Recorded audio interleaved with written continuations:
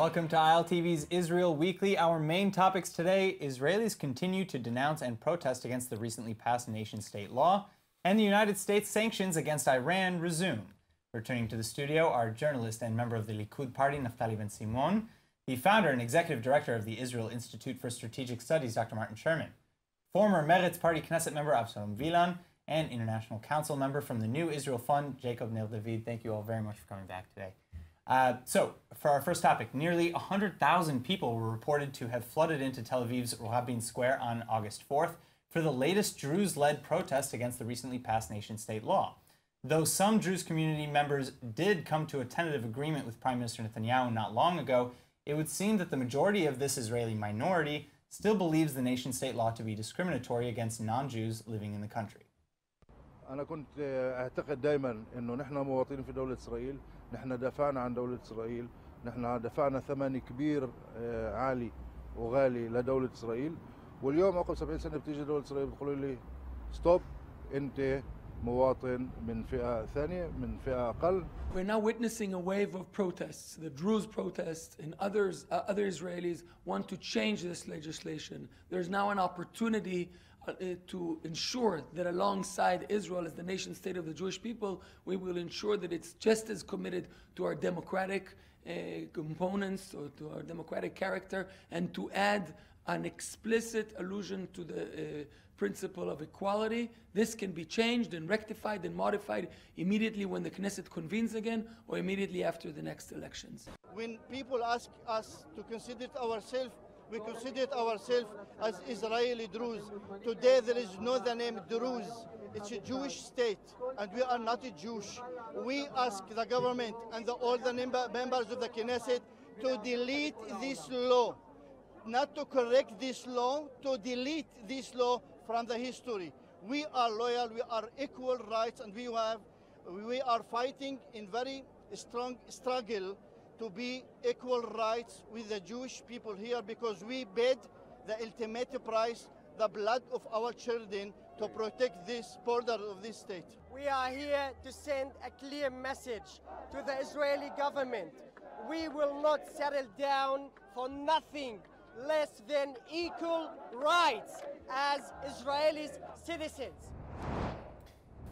Dr. Sherman, I'd like to begin with you. What are your initial reactions to the protesters and their criticism? This is a totally contrived argument driven by political motivations. It's quite absurd. For the nationality law is a law that deals with the collective national rights of the Jewish people. So what basis is there for including in a law that deals with the national rights of the Jewish people the civil rights of a non-Jewish community that has no, by its own words, has no national aspirations itself? And of course, the most deceitful thing that is being propagated by the opponents is that there already is a basic law that refers to the Declaration of Independence and guarantees the rights of everyone before the law. It's called the Basic Law of Human Dignity and Liberty. And so when you look at the whole array of basic laws, you have to see a single constitutional entity. You have to see the law of human dignity and liberty alongside the nationality bill. And together, they exactly balance each other, because no one really believes that the law, the nationality law, has a preference over the human dignity and liberty law. So together they produce exactly what the protesters are demanding. You have the cementing of civil rights for all, and the cementing of Jewish national rights in the current bill. And if you look at the table around here, at least three people here, Jacob, yourself, Naftali, and myself, are here because of the inherent discrimination in the Declaration of Independence, which calls for the immigration only of Jews. So we're all here because of some inherent discrimination there is in Israel, allowing Jews to come to the country, but not non-Jews. So let's hear from the side. Avshalom Vilan, let's get your thoughts on this. Very simple. I think that there was no need for this national basic law. I think So that why is there a law in for the human very- dignity? in the Why is there a law for human Declaration of dignity? Independence of the State of Israel is the best position that I know who declared what are the rights of the Jewish people and what are the equal rights of the non-Jewish people which are living as an equal citizen in Israel. After 70 years, bringing this basic law with two main terrible mistakes, in my opinion. Number one, that it's true that the law of return that Martin mentioned give very very important priority for the Jewish people who want, after the Holocaust, who wants to come to live here and later on. And this is basic law of the state of Israel, although it's not defined as a basic law. But having said that, the other side of it, meaning that if somebody which served the country and lived the country has the right to all But kinds there's a of basic law for that. equal rights, There's a basic law and for you that. cannot And if you say can't- in so- a so- basic so- law, something- you cannot say in a basic law that this is the state of the Jewish people, their nationality, their identity, and you don't say a word But you about know, the equal basically, rights that's hold not on, of true. the hold on. minority. That's not true. Number That's two- deceitful. number That's two, deceitful because in you have a whole basic let him law finish. that says that. Martin, Hashem, please let him finish. I don't come here to answer you. I give my argument, and then we'll discuss it, as you said. So. The second point is the Arabic language. In 1948, when the Arab minorities were just 10%, Israel decided that we will have two formal languages, Hebrew and Arabic. Now they decided to take it down 1 degree, the Arabic language. Why 4? Who needs it? A language is a culture, and by doing so, you are telling to all others that see in Arabic language, their own language, or respected, that we have priority. Hebrew is the first, and you are the second. Why 4? Who needs it? I think that the policy of this government is instead to create here one society that people from different groups, nations, whatsoever, will live together as in one country. They are doing to the best of their ability So why not to Russia? separate, Why not Russia? Let's hear- separate these societies by all means, and instead to live here together. They bring us towards any kind of confrontation that Mr. Netanyahu can find every week when he decides what I'm going to do next time to try to convince my best to support myself and all other 70%, well, I'd like to 80% hear- of the people. I don't care. So I'd like to hear the Likud's kind of perspective here. Well, I must tell you that as a Likud member, I'm very glad for what happened yesterday in Tel Aviv. It's a sign of the Israeli democracy. It's a strength of the Israeli democracy. It's okay to come to Tel Aviv. In Paris, they are doing that every week, any kind of people from all over France. So it's okay for the Jews to come to Tel Aviv and say what are their feelings about this national law. I think... What do they object to in the law? No, there is no objection to the law. Exactly. But Martin, when you have a sense of insulting or a lack of dignity for this community, for this friendship, for what we're fighting together for so many years, and you don't even tell them or include them in kind of a ceremony or a symbolic ceremony, they feel that they are not part of the game. So to go off of what Naftali was saying before I go to you, Jacob, is to go off of what you were saying, Naftali. Certain Knesset members, including Naftali Bennett, have come out and said mistakes were made. What mistakes? They Well, again, not including other people. They never failed because of the protest. But aside from that, even Prime Minister Netanyahu has just recently had a meeting with Druze leaders in order to promote the establishment of a special committee that he, no problem. to What's introduce them into nationality law? Aaron, let's not turn this into a Druze issue. It's not a Druze issue, yeah. right? There were people who were present last night at the protest. Yes, the protest was inspired by the Jewish community, but there were people there. There were Arabs, the There were Catholic people Church, there. IFCJ. No, I'm talking sure. about Jews and from people of the majority. The letter was read out from Dan Meridor. There were other people present. Gabi Ashkenazi was there. Yuval Diskin spoke. This was not a Druze protest. This was a protest. I was there, I'm not a Druze. This was a protest of the people who were saying, one, why now? no matter whether the law is a good law or a bad law. I can tell you why now. But why now? I'll tell you why. That was the first question. As a counteract to the judicial activism of Barak, who keeps eroding the Jewish nature of the state, and so you needed something to balance it. As far as I know, the same number of people, Jews, have continued to move to Israel every year, even with the judicial activism of Barak. So they still believe that this is the Jewish state. I moved here, as you said, because I believe it was the Jewish state. We have a Declaration of Independence a Druze officer, from 70 who years has ago. family in Syria. He can't bring his family from there. No, you can bring your family from there. We can get into that discussion. I don't think that's actually just and good, and we can discuss whether we should change our immigration laws. And certainly in cases of family unification. But that's not what we're talking about right now. That's exactly what you're talking about. No, we're talking about why was this law, what did it bring to help the situation? Who was it helping?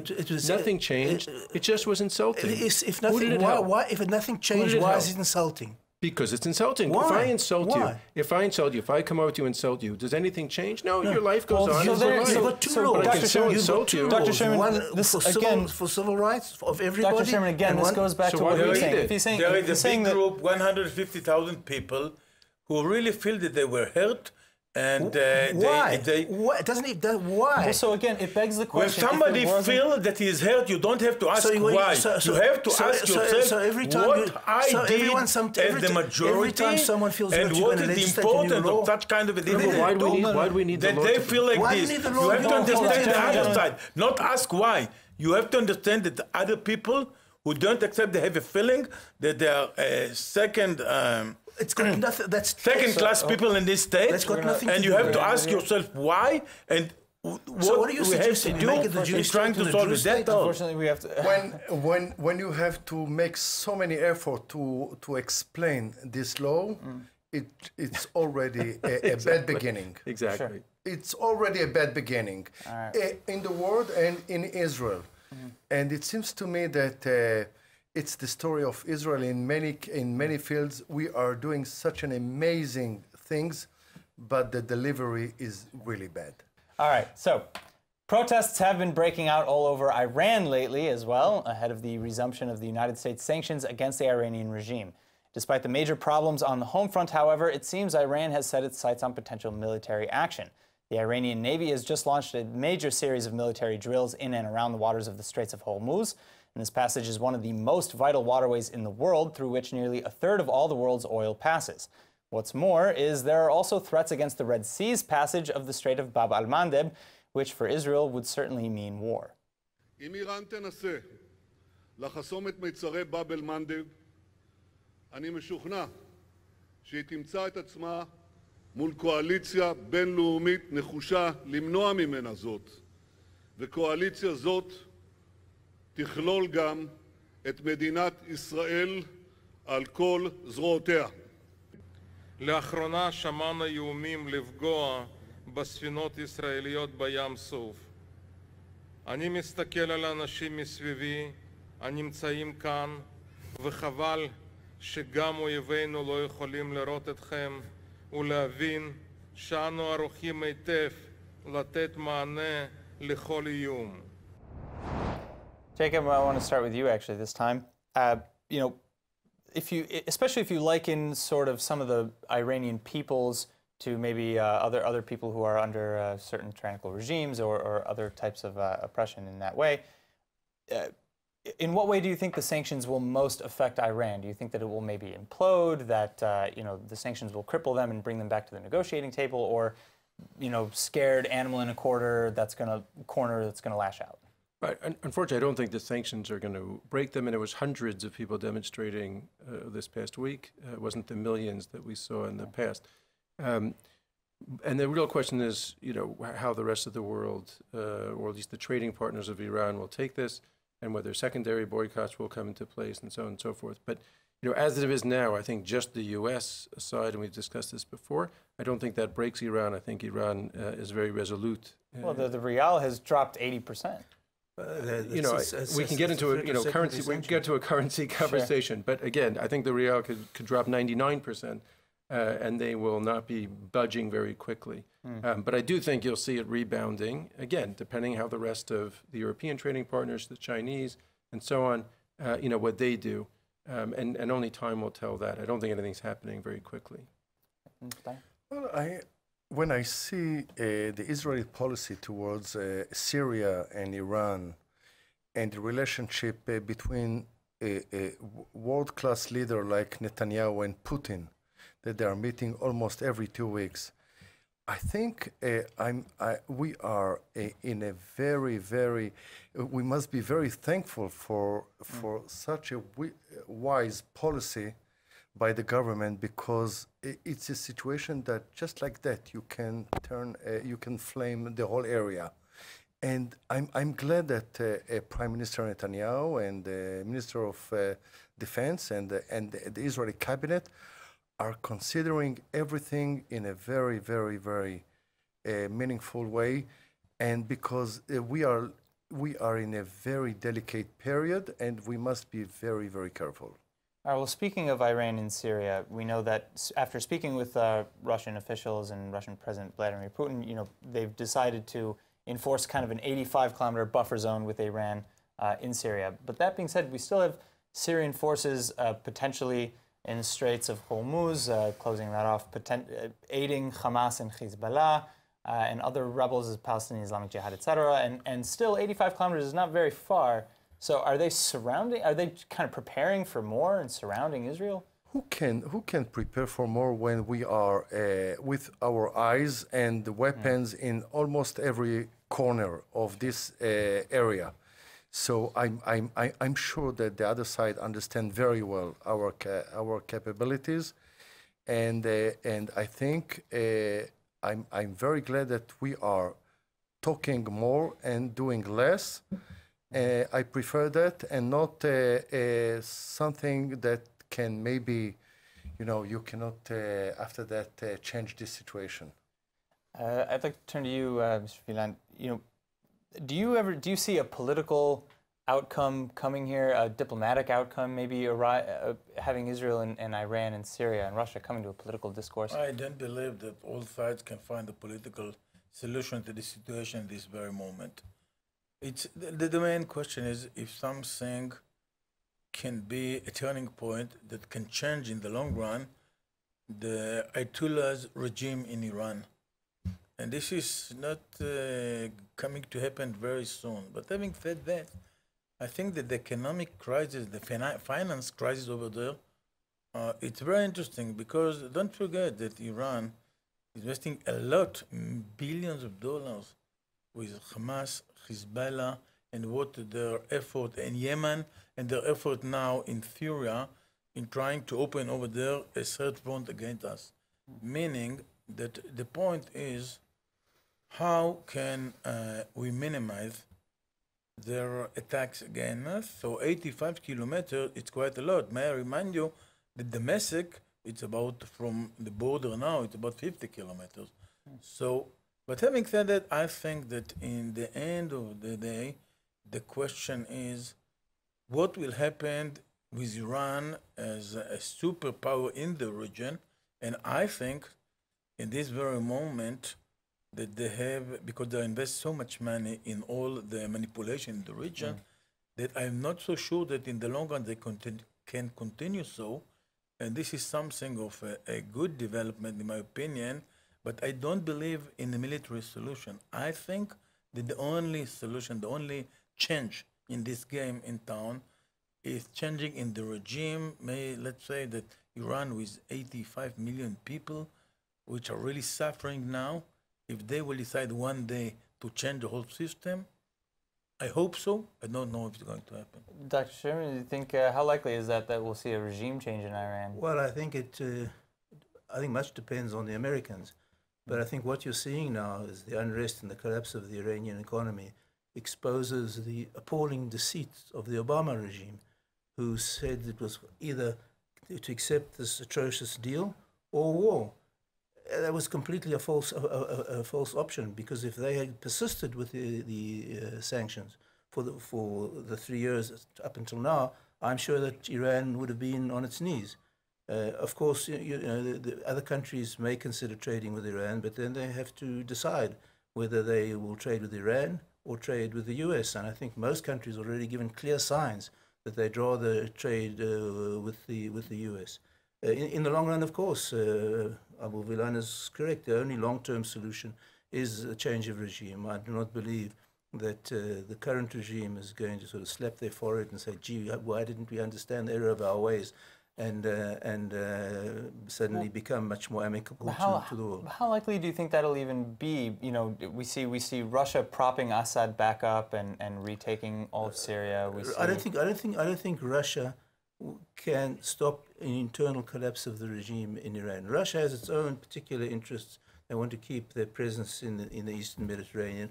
But I don't think that they have any particular interest in propping up Iran. In fact, I've spoken to senior Russian officials in the past. I've never really understood why they would see with some sort of tranquility the possibility or the prospect of a nuclear Iran not far from the eastern border. The only reason is because one thing that drives Russian policy is to do anything that might annoy the Americans. Sure. But as far as that, there seems to be no strategic logic behind Russia supporting a strong nuclear Iran.